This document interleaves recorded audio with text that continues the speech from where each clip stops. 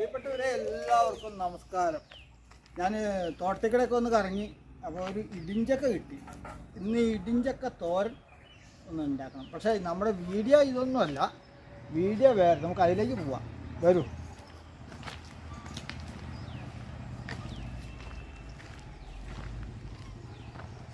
ഞാൻ നിങ്ങളെന്ന് പരിചയപ്പെടുത്തുന്നത് പുളിപ്പേരിക്കാന്നാണ് ഇവിടെയൊക്കെ പറയുക. ചെറിയ പേര്, നമ്മുടെ സാധാരണ പേരിൻ്റെ അപ്പുറം വലിപ്പമൊന്നുമില്ല, പക്ഷേ നല്ല പുളി മധുരം കൂടിയിട്ടുള്ള പേരിക്ക, പുളിപ്പേരിക്ക. അതാണ് നിങ്ങൾ ഇന്ന് ഞാൻ പരിചയപ്പെടുത്തുന്നത്. നമുക്കൊന്ന് നോക്കിയാലോ.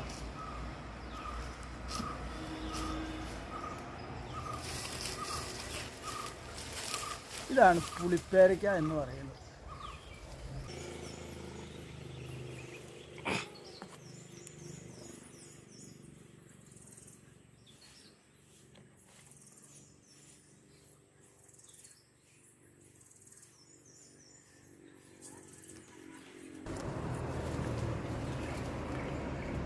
അതായത് പഴുത്ത് തുടങ്ങുമ്പോൾ ചെറിയൊരു ബ്രൗൺ കളറ് ഉണ്ടാവും. നമുക്കിതൊന്ന് കഴിച്ച് നോക്കാം. പുളിപ്പേരിക്ക നല്ല മധുരവും പുളിയൊക്കെ ആയിട്ടുള്ള പേരിക്കാണ് പുളിപ്പേരിക്ക. ഇതിലൊക്കെ ഉണ്ട്, ഒരുപാടുണ്ടായിട്ടുണ്ട്. ഇത് കുറേയൊക്കെ പക്ഷികൾ തിന്നോ.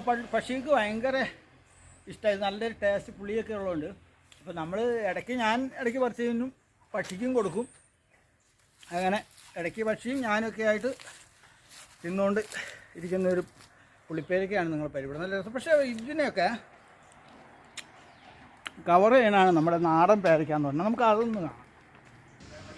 ഇത് നമ്മുടെ വയലറ്റ് പേരയ്ക്കയാണ്. ഇത് മറ്റുള്ള പേരകളിൽ നിന്ന് വ്യത്യസ്തമായിട്ടുള്ളൊരു പേരയാണിത്. ഇതിൻ്റെ പേരയ്ക്ക നമ്മൾ ഉൾഭാഗമെല്ലാം വയലറ്റ് കളറായിരിക്കും. അതുപോലെ ഇലയും വയലറ്റ് കളറാണ്. വയലറ്റ് പേരയ്ക്ക എന്നാണ് പറയുക. ഇത് നല്ല ടേസ്റ്റുള്ള പേരയ്ക്കയാണ്. പേര നമ്മൾ ഫാമിൽ നിന്ന് കൊണ്ട് കണ്ടിട്ടുള്ള ഒരു പേരയാണ്. ഇത് വ്യത്യസ്തമായിട്ടുള്ള ഒരു പേര തന്നെയാണ്. കാരണം ഈ ഒരൊറ്റ പേരിൽ തന്നെ 2 സൈസ് പേരയ്ക്ക ഉണ്ടാകും എന്നുള്ളതാണ് ഇതിൻ്റെ പ്രത്യേകത.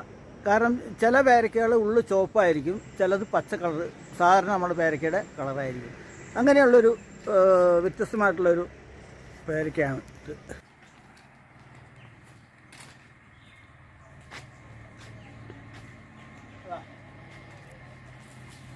നാടൻ പേരയ്ക്ക,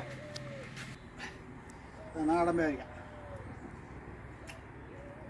ഇതിൻ്റെ ടേസ്റ്റും വൈറ്റമിനും എല്ലാം വെച്ച് നോക്കുമ്പോൾ നമ്മുടെ നാടൻ പേരയ്ക്ക് തന്നെ ഏറ്റവും ബെസ്റ്റ്. എന്തായാലും നമ്മുടെ പുളിപ്പേരയ്ക്കും ഈ നാടൻ പേരയ്ക്കും ഒക്കെ ഉൾപ്പെട്ട ഈ വീഡിയോ നിങ്ങൾക്ക് ഇഷ്ടപ്പെട്ടെന്ന് കരുതുന്നു. അടുത്ത വീഡിയോയിൽ നമുക്ക് വീണ്ടും കാണാം. Okay, thank you.